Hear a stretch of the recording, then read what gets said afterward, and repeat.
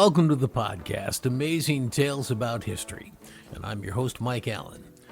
Maybe you know somebody who has a ham radio in their house and speaks with people literally all over the world. And they do it using the very same technology that enables radio, TV, Wi-Fi, and a host of other technologies, radio waves. In fact, it's what makes your cell phone work. Well, it's not just all fun and games, although it is fun, but there's also a component to it that's dedicated to helping society during natural disasters when all other communication systems have failed. Ham radio is a fascinating world, and here to tell us all about it are two representatives of the American Radio Relay League that represents ham radio operators across the country. Sierra Harrop is Public Relations and Outreach Manager, and Joe Karsha is manager of the Newington, Connecticut-based main amateur radio station that they operate. They'll be along in just a moment. This week's trivia question, the question is, what do corkscrews, erector sets, and stone-crushing machines have in common? Well, stay tuned after the main program for the answer. That'll give you the topic for next week's show.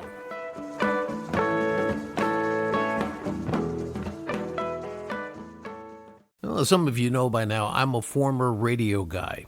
I spent the first 15 years of my career as a radio journalist, broadcasting on both AM and FM radio stations in Connecticut and Massachusetts.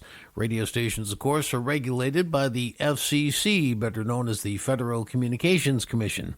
Well, there's another level of radio stations you may or may not have heard about, also overseen by the FCC, and it's called amateur radio, or ham radio. It's where individuals actually broadcast on their own radio stations from their homes.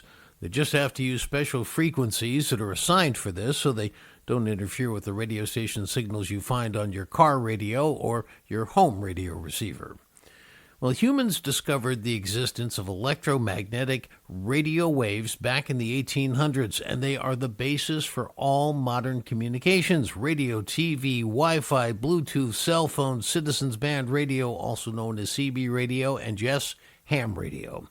The guy who first theorized the existence of these electromagnetic fields was a Scotsman, James Clerk Maxwell. His theory published in 1873. Now, you've probably heard the terms megahertz, kilohertz, or gigahertz, and that's because it was a German physicist who was able to prove Maxwell's theory of electromagnetic waves about 15 years after that theory was published, and his name was Heinrich Hertz.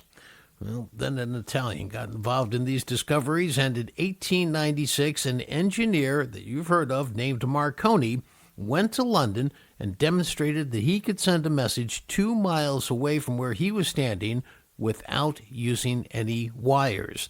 That's right, wireless communication was hence born. And in 1901, Marconi succeeded in sending a message from Europe to the United States across the Atlantic Ocean without any wires. Now, amateur radio operators began using this new technology almost immediately, but it wasn't until 1914 that a Hartford, Connecticut man, Hiram Percy Maxim, established a process that would make amateur radio broadcasting effective, or ham radio as it's also known.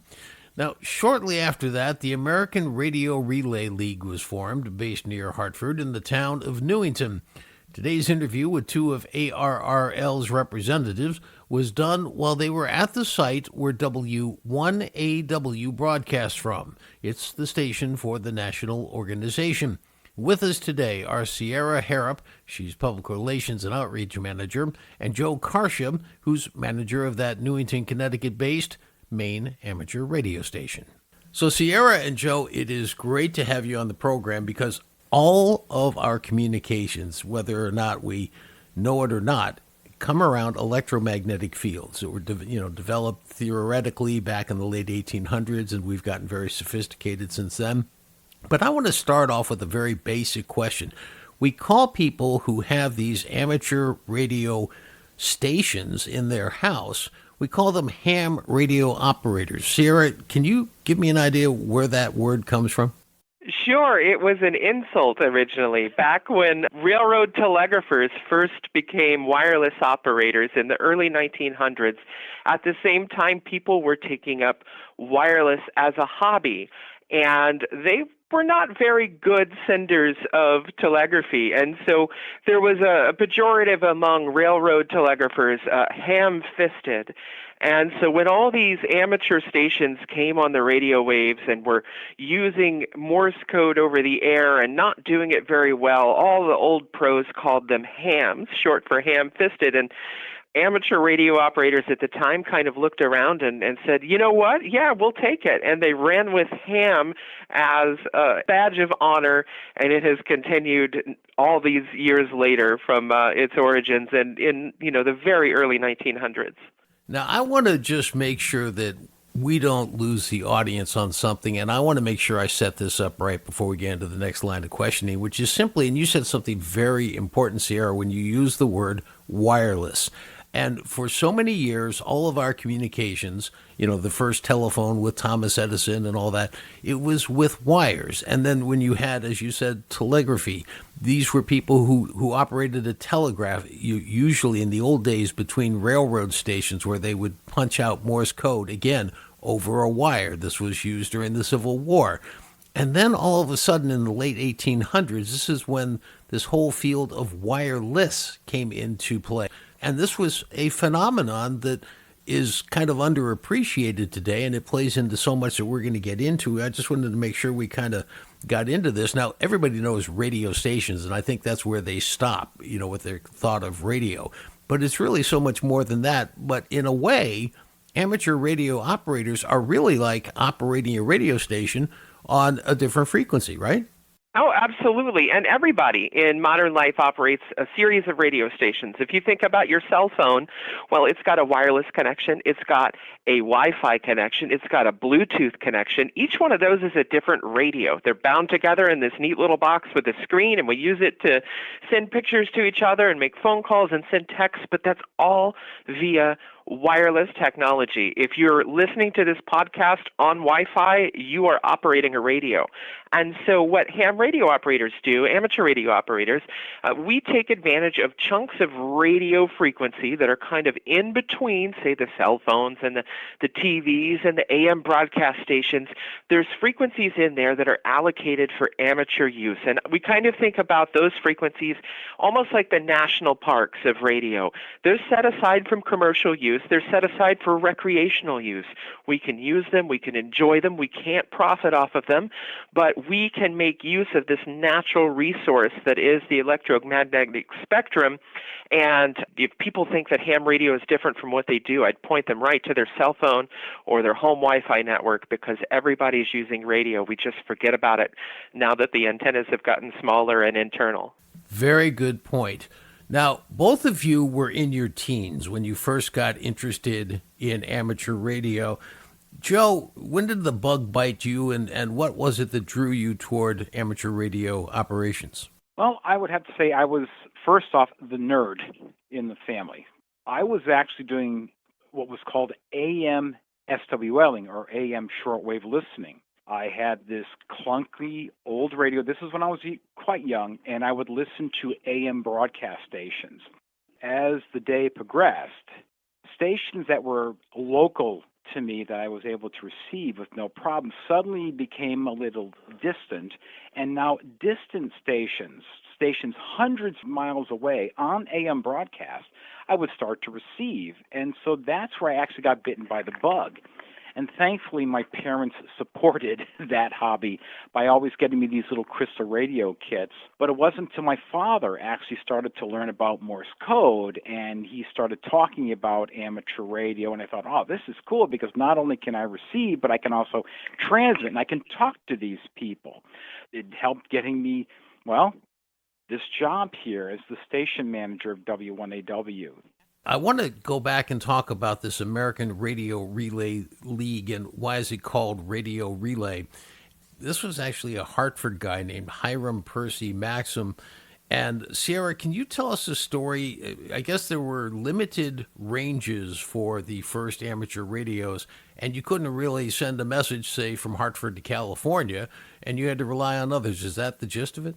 That's it. The relay aspect really comes into the name. And of course, these days we go by ARL, the National Association for Amateur Radio, but we trace our roots back to Hiram Percy Maxim. He had the call sign 1AW. We carry that on here as W1AW.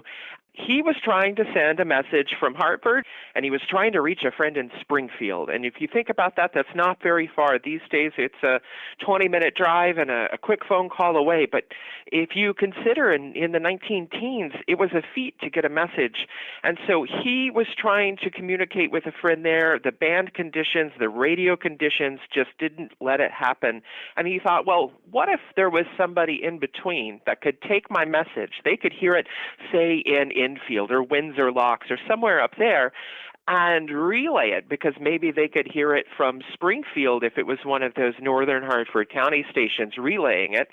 And so he created what we know today as the National Traffic System.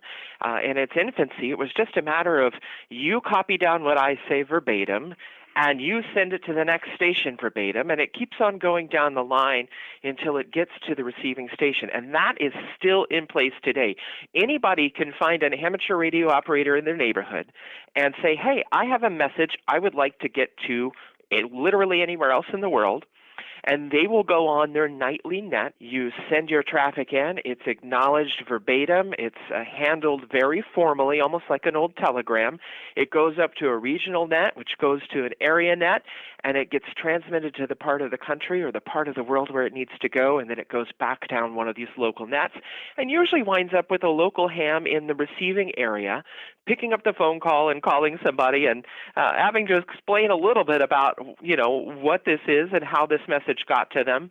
But it serves in a way to get messages reliably back and forth when perhaps if there was an internet outage or the phone system was down or something happened, radio still works when all else fails. Let's talk about the public service part for just a second. Joe, I mean, obviously, as a hobby, it's fun. You can do it, and you can play an important role in this relaying of messages. When it comes to public service, a disaster, tell me about a time when you've been involved in a situation like this. What do you do, and what kind of role do you play, and how does that contribute to helping during the disaster? Well, the first thing I'd like to point out is that amateur radio has always been secondary to formal communications. And by that I mean emergency management operations, fire, police, medical. We are there to say we can provide secondary communications or secondary communication backup should the need arise, but we're always there. And we actually have training sessions. I realize that, some of your listeners, some folks out there say, well, it's just a hobby. Yes, there's no denying that it is a hobby. However, there is a service aspect to amateur radio as well, and one of the services we provide is this emergency communications. And, well, just last year, for example, when Helene came through, there was this one amateur radio operator in North Carolina that was literally the only source, at least at the time, of communications for his area. All the other systems were knocked out. All the cell sites were knocked out. There was no electricity. There was nothing. And he was utilizing amateur radio to get messages in and out of the affected areas. And he did that because he understood that amateur radio provides a role in communications. One that I was involved in, actually a few of them, there was Hurricane Katrina. After that was Hurricane Maria. And here at W1AW, we don't come in and say, we're here now, we're here to save the day. Rather, we will check into what are called amateur radio nets. These are on-the-air gatherings to say, okay, if assistance is required, W1AW is here. When Marie hit, we were providing this communications to where we were checking into amateur radio nets that were taking place in the Caribbean. Amateur radio operators in Puerto Rico were able to establish an amateur radio station, and so they were getting the names and telephone numbers of individuals here in the States. And what they were doing is they were going onto these nets and saying, okay, we have these, say, 15 people here in Connecticut. Here's their names and addresses. We got them from these people here. They literally just want to tell their family or friends that they are okay. So what we would do is we get on these frequencies, we get onto these nets, get this information, and then from here, we would call these people here in the States, identify who we are, tell them, no, it's not a scam, we're not asking for car insurance, rather we have information from these people in the affected area, and we just want to let you know, or they want you to know, that they are okay. And that was it. For us there was this sense of pride, but also knowing that we were utilizing amateur radio to help people. It didn't matter that we couldn't get back to the other individual and say, yeah, we passed your message. That wasn't the point. The point was we were able to get this information via amateur radio and pass it on to others. The other aspect of it, we were setting up emergency stations to send down to Puerto Rico. We were working with the Red Cross. The Red Cross actually came to us to say, we need you folks to essentially vet 50 people that can be sent down there as amateur radio operators to be located in strategic points to provide this emergency communication aspect. Because as you all recall, when Maria hit, everything was gone. And one thing I'd like to follow on with that is, the real value of amateur radio during emergencies is established well ahead of time. We have memorandums of understanding with a lot of federal agencies, with FEMA, with SAFECOM, with people like the Red Cross, with people like the Salvation Army. We build relationships at the National Association level during blue skies so that when there is an emergency, the plan's already in place. Everybody's trained, everybody's ready to go, everybody has their equipment tested, we have it ready, and it just goes into place. During hurricanes, there's what's called the Hurricane Watch Net, which is a 60-year-old organization that is volunteers all around the North American continent and around the Caribbean that participate in providing real-time surface observations to the National Hurricane Center. There's a ham radio station at the National Hurricane Center. And when there's a hurricane, there's a ham radio volunteer sitting there providing real-time information, because with satellites and with hurricane hunter flights and with radar, you get really good measurements up in the clouds. But ham radio operators are at the surface, and in a severe weather event, surface observations make all the difference in the world. There's story after story of hams on the island of Cuba and Hispaniola and other places that radio in and say, hey, you know what, the wind's forecast to be out of this direction, but really it's coming from this other direction. And that tells the hurricane forecasters that, you know what, maybe our forecast is shifting, maybe things are different. And it informs the warning process in real time. And then in the post-hurricane, it also provides that Joe was talking about, that health and welfare traffic, and lets people know their loved ones are alive. On an amateur frequency, there is what's called the Maritime Net. And this is a place, it's a specific frequency that amateur radio operators meet that deals specifically with amateur radio operators who happen to be in their boats, in their sailboats, to provide a place where if someone happens to be out in the water, they're fortunate enough to be a ham and have a station on board. If something were to occur, obviously they're not going to be able to have any cell service, and maybe or maybe not they have satellite service, but they do have amateur radio. And so if something happens, hopefully it's easy enough for them to check into this Maritime Net to say, hey, I'm located here with this specific location, I have an engine failure. And through the Maritime Net, they will contact the Coast Guard. Now, Sierra, you were in Oklahoma at one point during your life, and actually was a storm chaser in one of your earlier lives. And so I'm wondering if you could just tell us how that works with amateur radio. Yeah, I used to be employed as a television storm chaser in Oklahoma City, and what got me into that was ham radio. I witnessed a severe tornado outbreak on May 3rd, 1999. A big set of tornadoes tore up my home state of Oklahoma, and I was listening on ham radio. My mom was a ham, my dad was a ham, and we had a ham radio in the car, and I was listening to the ham radio reports come into the National Weather Service in Norman, Oklahoma, with real-time tracking of this mile-wide tornado, and I realized that I wanted to be a part of helping keep people safe during that, and that's what led me into amateur radio to begin with. And the way that National Weather Service offices use ham radio is a lot of the spotters through the Skywarn program. If something meets severe weather criteria, we radio it back through the amateur radio net, and then that's given to the National Weather Service warning forecast meteorologists at the field offices so that they can know, hey, we've got a trained amateur radio volunteer through the Skywarn program that has witnessed something that we know to meet severe weather criteria. And they'll actually issue a severe weather warning. Maybe it's a severe thunderstorm warning or a tornado warning. They'll issue those warnings based on these vetted reports from ham radio operators. And it happens in real time. The whole idea of wireless communication is, again, something that everybody can relate to because of their cell phones and can get a taste of what that means.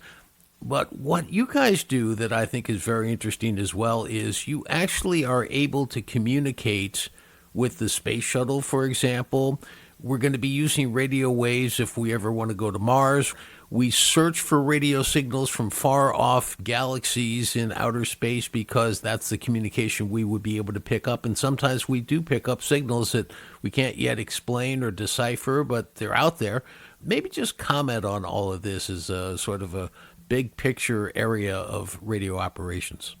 We tend to think of communications as, you turn on your radio, you hit the microphone, you hit the Morse Code key, and you're transmitting. But it's not as simple as that. Depending upon where you want to communicate, how you want to communicate, a lot of that is frequency specific.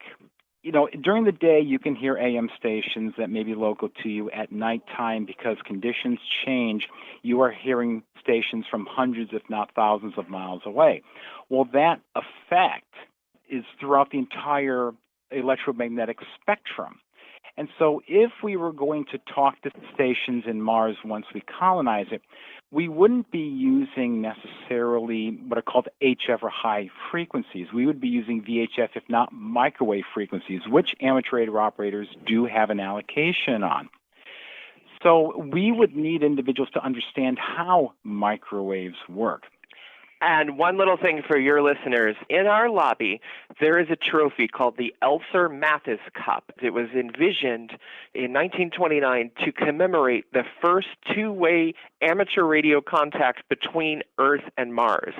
So when we get to Mars and when we put a ham radio station on Mars, there is this trophy that's almost 100 years old that's ready to be awarded, and it sits right here in Connecticut. So right now we're going to provide a little example of what ham radio actually sounds like. Just to set your expectations properly, it can often be hard to make out the words, and other times the words are actually pretty clear. Now, here's a ham radio operator leading other operators in a group session, and he's welcoming a new group member. We've also got a new station that's joined us from Alabama today. Let's introduce Val to the group. I want you to ask the question, who hears me?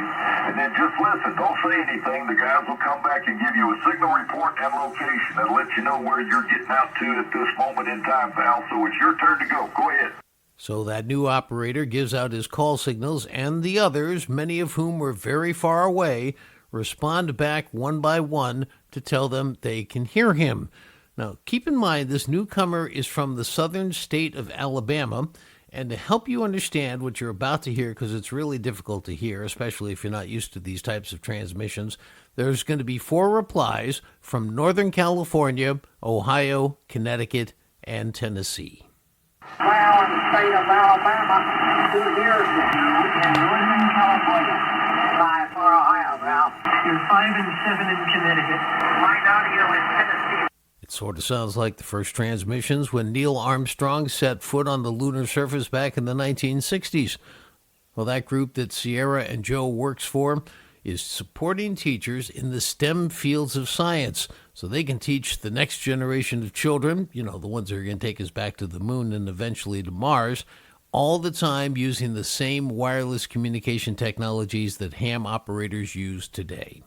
Now, for starters, they're going to need to understand why it takes 27 minutes for a radio signal to make its way from Mother Earth to the red planet of Mars.